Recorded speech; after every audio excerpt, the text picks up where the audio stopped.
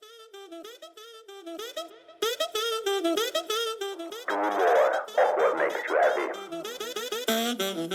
yourself, be positive. Just another mindset. Well, hello friends, and welcome to the episode number 2 of the Just Another Mindset podcast. The show that inspires you to change and live a more exciting life. My name is Ishmael, and each week I will bring to you a conversation, a topic, or a theme that will not only entertain you, but that will help you to change towards a more meaningful and satisfying life. Today, we want to talk about freedom. Your understanding of freedom will alter your understanding of life towards the better or towards the worse. Most humans want to believe that they are free. And lately, especially, many of us feel that our freedom is being restricted. So I believe this is a topic we really want to talk about. So what are the 3 main takeaways of this episode? Well, first of all, freedom can have positive and negative aspects. Not everybody wants to be free. And most important, only by being yourself, you will obtain real freedom and live the life that you deserve. So before we jump into the topic, I again want to credit some authors of books, podcast, articles that I recently read on the topic. And here I really want to mention Erich Fromm with The Fear of Freedom and Living Authentic, and Sebastian Junger with his book Of Freedom. All 3 books are excellent pieces and describe different aspects of freedom, and I really enjoyed the reading. And I invite you to check out those books yourself. So how do we define freedom? For me, there's 3 big interpretations of freedom. First of which would be freedom of speech and belief. The freedom of fear is another one, and the freedom of want. First of all, I would like to look into the freedom of speech, expression, and belief.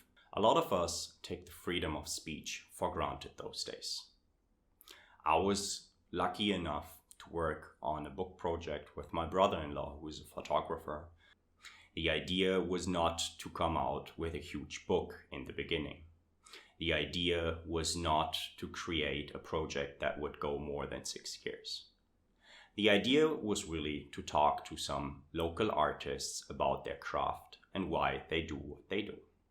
My brother-in-law and I traveled Cambodia more than 10 years ago when we encountered a local hip-hop group, and this is where it all started. This project, after all, took us to many continents, to many countries, and more importantly, to a lot of different artists and to a lot of different activists. What we found out is that musicians and artists from all over the world use rap music as a tool, as a common tool to speak up against inequalities, suppression, and things that are not going well in their respective societies. It started off in Cambodia with a hip-hop crew that reminded their audience to not forget about the Khmer Rouge, about the Pol Pot regime, and at the same time to live a happy and enjoyable life. The project took us to South Sudan, a country that existed for nearly half a year when we were there, to talk to child soldiers about why they used the tool of rap music to speak up against injustice, against inequality. And we were lucky enough to join the first big concert organized in this country. The project took us to the United States, to some of the founding fathers of hip-hop music, who also speak up about injustice and inequalities. It took us through many African, American, South American, and Asian countries. And I must say that this book, this project, has really broadened my horizon. If this is a topic of interest, we can for sure look into the Forthright project in more detail at some point in time. For now, the conclusion is that freedom of speech, for sure, is not something we can take for granted. We talked to musicians that had to flee their countries because they talked about injustice. We had musicians that couldn't go back to their families because of the same reason. Freedom of speech is therefore a very important factor. And this is something we should never forget about. People have fought a whole lot for freedom of speech, and we should be sure to try to give freedom of speech to everyone all over the world and know that this is not something that all of us enjoy. The second dimension for myself is the freedom of fear. This for me means taking a decision because I want to and not because I have to. Another personal example I want to give here is a night out 2019 in Georgia, in Tbilisi. Few friends of mine and I traveled the country in order to go hiking in the Caucasus, which, by the way, is one of the most beautiful countries to visit, and the Caucasus is phenomenal for hiking. Well, we met first in Tbilisi, which is the capital city of Georgia, and we wanted to go out that night.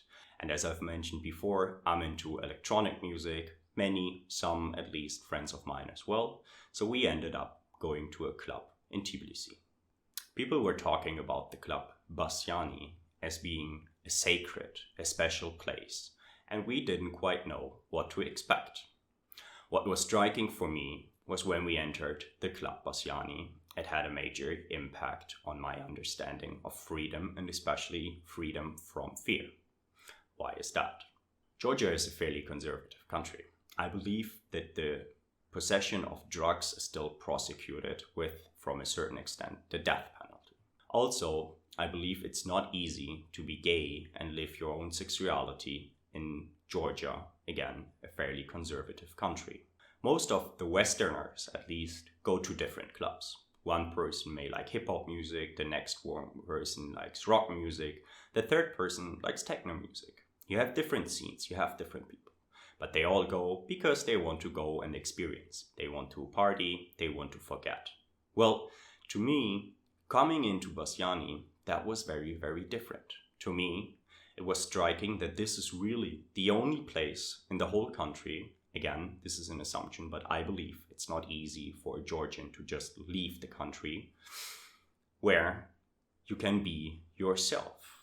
It's not that we saw any drug usage, and I cannot tell you how many gay people or not gay people I saw, but there was an atmosphere that this place was really the only place for a lot of people that were around where they could be themselves. To me, it was clear that in normal societies, they could not be who they want to be. To me, it was clear that this club, this sacred place, was the only place where people could be themselves. Again, this is something that many people take for granted. You want to party to this music, go to that club. You want to do this, go to that club. Most of our Western societies are fairly liberal, and you can choose more or less what you want to do. But I want to remind you that there is a lot of places, that there is a lot of countries where you cannot express yourself without the fear of being prosecuted, without the fear of being excluded, and without the fear of being punished. The third layer of freedom for me is the freedom of want, to have the economic stability to pursue your own dreams. For me, this means getting free from external validation and living your own life instead. In early 2020, when I was in between jobs, I decided to go on a travel that meant pure freedom for me.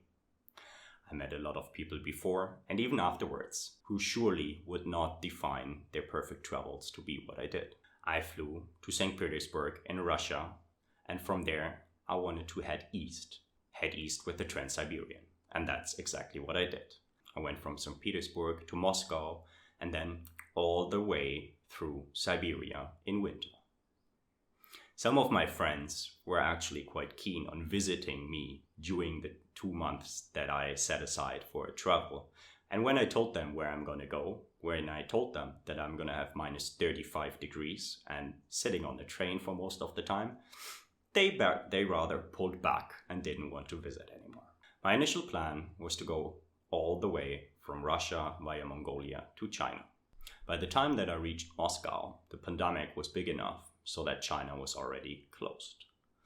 I was offered a local train that would still get me into the country, but I decided that this might not be the best solution because nobody knows if you get in, will you get out.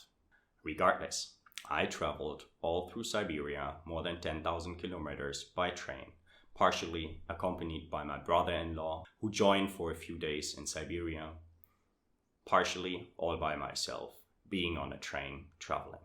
So I made it all the way to Mongolia. From Mongolia, then I continued to South Korea. I traveled South Korea and Japan for roughly 3 weeks, both of which are countries that I always wanted to visit. I remembered that when I was living in Singapore in 2014 to do an exchange semester over there, I also wanted to travel to Japan, but I just didn't have the capability. I just didn't have the resources, the freedom of want to go as a student from Singapore to Japan because I just couldn't afford traveling over there. That was different in 2020. I didn't spend a lot of money, but still I had the freedom to travel to the countries that I really wanted to. From Japan, and my travel itineraries had changed multiple times, obviously, due to the pandemic. I made it to Taiwan in order to cycle around the island for roughly 10 days. Even though I had to leave Taiwan a little early because the global lockdown happened and the embassy called me to leave the country the very same day. This was a vacation. This was an adventure that I planned myself. I was in the lucky position to be able to travel to places that I wanted to live my freedom of want. For me, this is my own interpretation of freedom of want, that I can go places, that I can experience cultures that I've always wanted to see.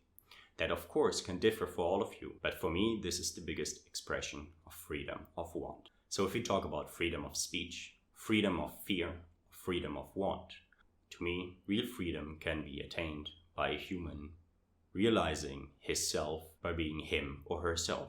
So you may ask if freedom is only the absence of external pressure, or if it's also the existence of something, and if so, of what? To me, it's super important to believe in yourself and into your capabilities. If you believe in yourself, if you believe in your capabilities, you can become free. If you realize your own potential and you grow it, this is the moment where you can tap in and really live a more self-governed and free life, which means you will have the ability to live an active and very present life. So the absence of pressure for me doesn't define freedom yet. It's good to be free of fear. It's good to be able to have free speech. And it's good to be able to do what you want. It's good to have the economic stability. But nevertheless, to me, real freedom happens then if you know why you're here and what's your mission on this planet. To me, having a purpose in life gives me real freedom. So for me, that means growing a community of like-minded people together with you that wants to grow together, that wants to inspire each other, and that commonly wants to do the right thing. We are here for a reason and we have a purpose. And this purpose is change towards the better. So I often hear that everybody wants to be free. But is that really true? Being free is also a sacrifice. You sacrifice on the relationships you leave behind. You're free to take a decision, but a decision for something also means that you are not pursuing the other options. You cannot do it all. What I found out is that many and most people cannot really deal with not being part of a bigger group. Most people need to identify themselves with a certain group of people. And most people even want to submit to a greater mission. For myself, I took the decision that I don't want to submit to anyone, that I don't want to be part of a larger group if I cannot fully support the mission and the cause of why it exists. To me, most people would like to believe that they are free. Free to do whatever they want, free to do whatever they like. Yet basically nobody is ready for survival if excluded from society. Most humans really want to and need to be part of a larger group in order to feel an urge for existence. Well, is freedom only positive? The individuation of humanity can also mean growing isolation, doubt, and insecurity. The more free individuals become, the more powerless they become, because the less significant you are as an individual. I certainly had the feeling myself. I was living a free and independent life. I had the freedom of want to do whatever I want. I had a good job. I could travel. I could be places. But after all, I spent a lot of time by myself, traveling from project to project, traveling from here to there. I still had a lot of good relationships, but anyways, I spent a lot of time by myself, and this isolated me. This made me question my meaning in life, my role in the universe. I had certain doubts. To me, the world has become limitless, but at the same time, also more threatening. To me, there's a lot of individuals in society who have become free from all the bonds of all the external validation, but by that they have also left all the safety and security that a group would give them. So I would encourage you not to live a super individualistic life, but believe in yourself and find like-minded people that have the same values, that have a similar direction, and go and grow with them. In the end, this is why I want to grow this community of people that want to change something for the better as well. Another aspect of freedom might be money. Does money buy you freedom? Well, wealth is supposed to liberate us from the dangers of dependency, but to me, it quickly becomes a dependency by itself. I realized that when I was furnishing my first apartment. I was always someone who doesn't need much. I don't need a lot of clothing. I don't need a lot of expensive goods. But when I was furnishing my first personal private apartment, after living in shared apartments with friends, with partners for quite some time, I wanted to furnish my place in a nice way. Not extravagant, but still nice. While furnishing the apartment, yet in a minimalistic way, but still furnishing, acquiring things, I realized that this was rather a burden for myself. I didn't want to have a place where I need to stay for the next years.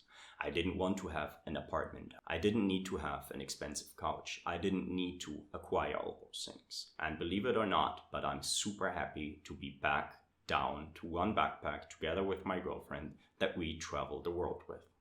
So many people that actually have money became dependent on it. Many people that make good money, many people that make good business become greedy. They want more. You're just going from one level to the next.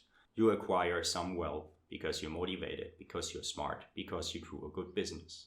I've seen a lot of people who cannot deal with wealth. They become greedy. They want to become more rich, and money is the only thing that matters for them. Money certainly keeps them hostage and doesn't give them freedom at all. Another story that comes to mind when thinking about freedom and money is that of a Mexican son of a wealthy monopolist. I obviously can and will not give any names for this story, but he's a person I met a few years back in Mexico. And for me, this is a reminder that freedom and safety exist in a continuum where the more you have of the one, the less you have of the other. So I met this guy. He was, I believe, in his end 20s, beginning 30s, and he's the son of a very wealthy Mexican monopolist. We didn't talk about exact figures, but I believe that in US dollars, he by then was already a billionaire. So we should think that he has all the freedom to do whatever he wants, right? If we link freedom and money. Well, the exact opposite, sadly, was the case. Only to enter his house, a friend of mine is a friend of his, we had to pass certain checkpoints, all of which were guarded by military police and heavily armed humans. He constantly has 15 to 20 people around him. He cannot do a step by himself, and he has to be afraid. In fact, it was a big surprise that we would even meet him in Mexico, because usually he cannot stay there. Due to the nature of the job of his father and of, at some point, him, he cannot move freely. He cannot move without full protection. He tried a lot. He tried to go to the US. The cartels had followed. He tried to move to Europe. The cartels had followed. He tried to hide in Mexico, to hide in a lot of places, but he really could not. He tried to hide, and this is really all he could do. Nobody was ever allowed to know where he is. Nobody was ever allowed to be around, because this would threaten his life and the life of his kids. So that was a big reminder for myself that money will not buy you freedom. In fact, the more money you have, you may have to fear about your freedom, because you are not safe to travel. You are not safe to move. You're not safe to express your own opinion. And money can really have the exact opposite effect than liberating you from being dependent on certain things. So freedom to me cannot be bought. Sadly, it's not a birthright either. So do time and freedom correlate? And if so, how? For me, being able to choose how much and when I work is certainly a big freedom. This is something new because being a consultant, working for other people constantly and in very time-consuming jobs has not given me the opportunity to use the time whenever and for whatever I want to use it. Basically, I gave away a lot of time for some money in order to be free. But in the end, I didn't have any freedom because without time, you cannot pursue any dreams or personal goals. So for me, trading time for money doesn't create freedom at all. Well, today, I have the freedom to decide if I want to care about time or not. I can decide not to look at the time for a day. I can decide to do the same for the weekend or even a week. For me, having the freedom to decide about time, about how to use my time, about whom to use my time with, is one of the biggest freedoms. So being able to decide about your time yourself liberates you big time. So how about freedom and other people? Can you be free all by yourself? Well, to be honest, moments of absolute freedom can be super exciting. I spoke about Taiwan a little bit earlier. For me, this was one of the biggest dreams come true. Cycle in Taiwan, all by myself. The pandemic had basically striked out all tourism. It was even difficult for me to get into the country because I've been to South Korea earlier before, then traveled to Japan, and the restrictions to enter, especially Taiwan, were super difficult. So there was nobody. There was no tourism. There was nobody, and I just cycled around by myself. It was super exciting. It was super beautiful, and I can only recommend each and everybody who loves to cycle, but probably even for road trips or for hiking trips, to visit Taiwan. So I had all the freedom. I had a cycle, I had this stuff that I needed, and I just cycled. For me, this was really about living freedom. I didn't have a real plan of how far I want to get on a day. I just wanted to cycle, and I decided that this is the way of traveling I have.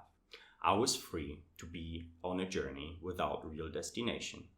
I believe that if I find the place where I want to stay, I will just stay. Ironically, I found this place on the 15th of March 2020. It was on the east coast of Taiwan, in the middle of nowhere, really, and it was only coincidence that I even found this place. I was halfway through my cycling for the day, the one that I initially planned, but I found a big cliff on which I rested for almost 2 hours because it was just so beautiful. Due to the fact that it got dark and I didn't want to cycle too much in the dark, I had to change my plan and stay in the area overnight. There were really not a lot of hotels or Airbnbs around, so I tried to find something first unsuccessfully. Then I browsed around on the Google Maps and I found a place that looked nice. The description was all in Chinese, and sadly, I don't speak Chinese. Anyways, there was a phone number, so I called. A guy picked up and we talked. Long story short, I made it to the house, which was roughly 1 hour by cycle, and arrived. It was one of the most beautiful places I ever stayed. So I decided this is the place that I was searching for subconsciously. It was 20 minutes by cycle to the next house, to the next village, to the next market, and was perfectly secluded. It was at the beach. I had my own private beach, if you want to say. I remember going to bed that night super happy that I had found the place that I was not really searching for. The next morning was the 16th of March 2020.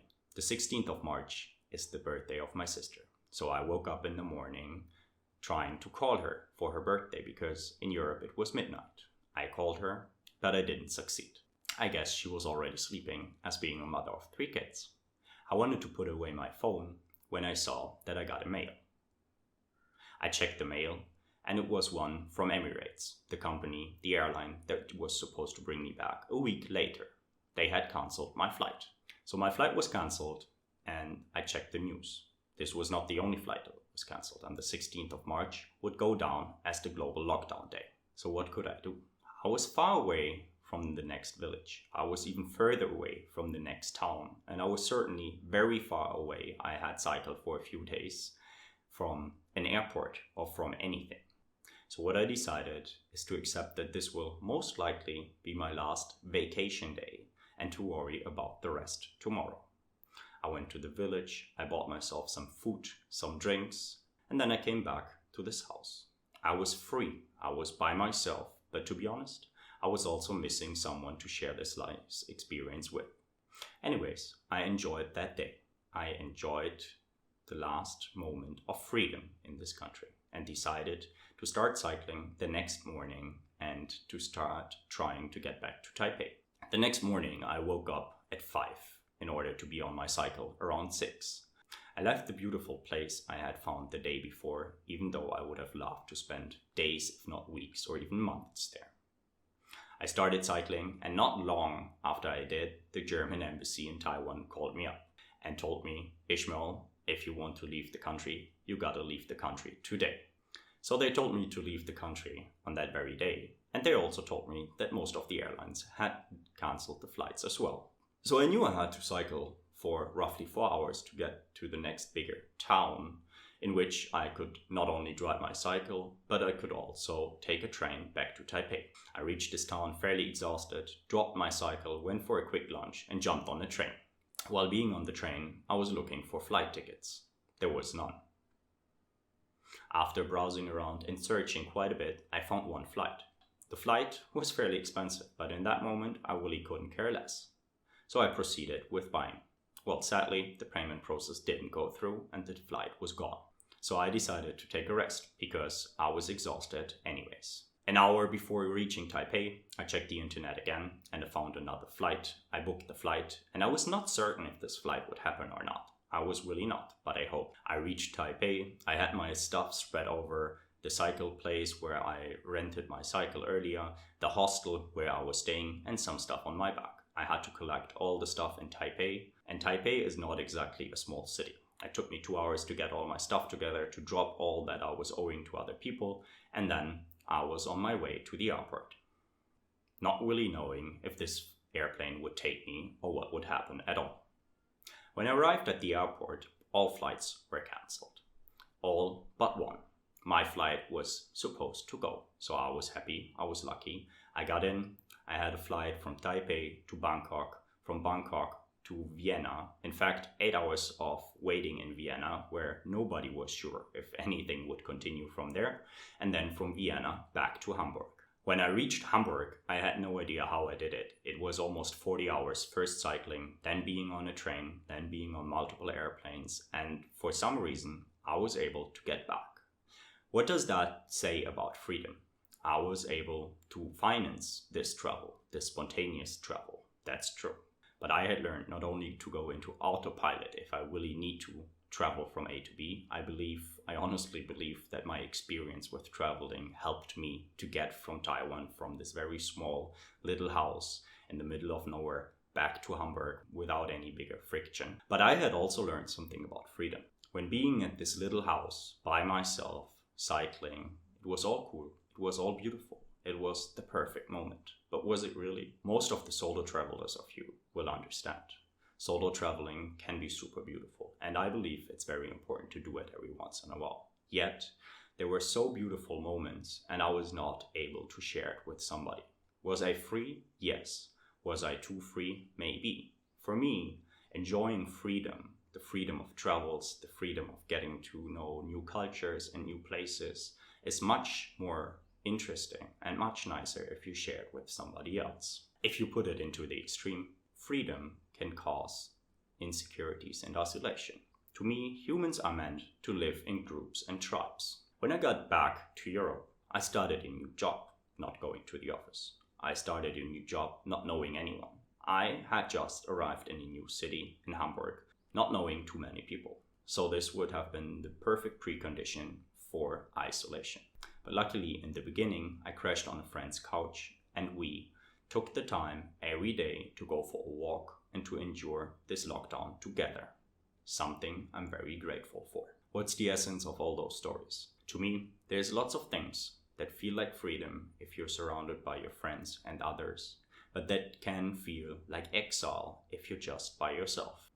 Again, that was some talking about myself and my understanding of freedom. I would like to get to know more about you and your understanding of freedom. So here's a few questions I would like to ask you. What is your definition of freedom? And are you free to your own definition of freedom? Has there ever been a time that you lacked freedom? If so, what did you do about it? And when was the last time you actually felt free? How did it feel? How would you describe it? If you enjoy this podcast and think you can learn from it, please make sure to share this episode with a friend and to subscribe on Apple and Spotify. On Apple, you may leave up to a 5-star review, knowing that this will help me to create more meaningful content like this. And if there's any topic that you would like to hear more about, or any guest that you would like me to welcome on the Just Another Mindset podcast, please feel free to share your ideas and thoughts and send a direct mail to contact@ishmaelwondergarten.com, and I'm happy to get in touch. And if nobody told you lately, be reminded that you're worthy, that you matter, and that you can achieve anything you want.